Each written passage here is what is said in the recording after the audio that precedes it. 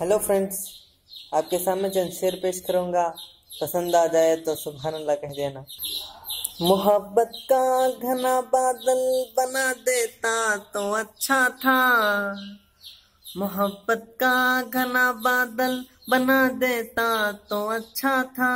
मुझे उस आँख का काजल बना देता तो अच्छा था। उसे पाने की ख्वाहिश वो मुझे जीने नहीं देती। खुदाया तू मुझे पागल बना देता तो अच्छा था। गुलों के तन पे बैठी तितलियां अच्छी नहीं लगती। सुकून दिल पे गिरती बिजलियां अच्छी नहीं लगती।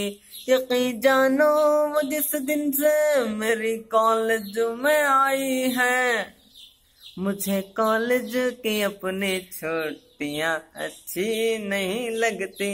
मुझे कॉलेज की अपनी छुट्टियां अच्छी नहीं लगती।